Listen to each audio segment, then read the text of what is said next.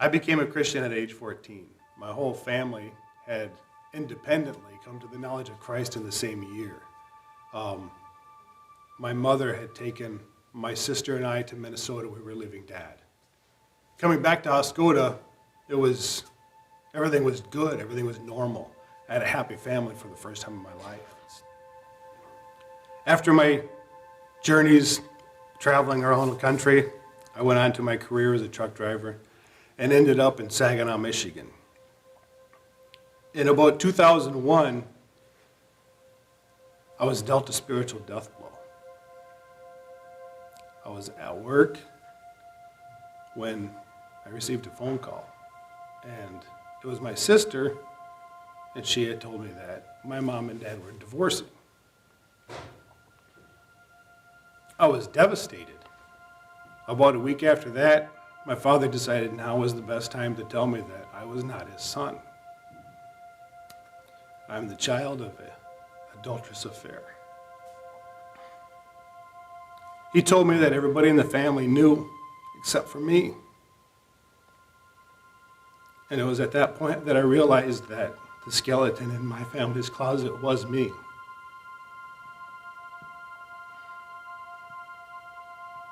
I slipped into a suicidal and homicidal depression.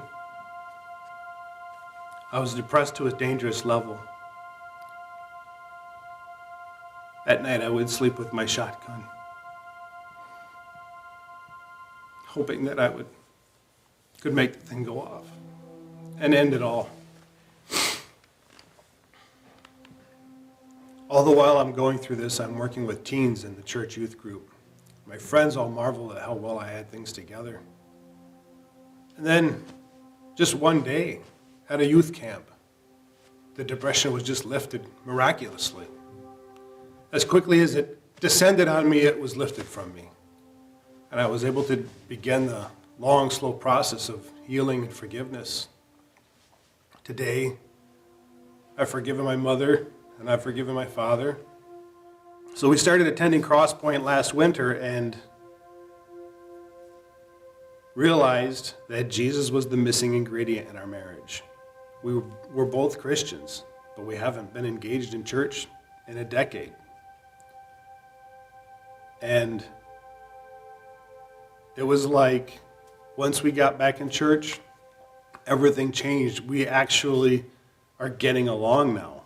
Not just getting along, we're friends. Our children see a huge difference in our lives. Every day is spent thinking of each other over ourselves. My wife and I have received the call to ministry, and we will be leaving next year for Johnson University in Knoxville, Tennessee.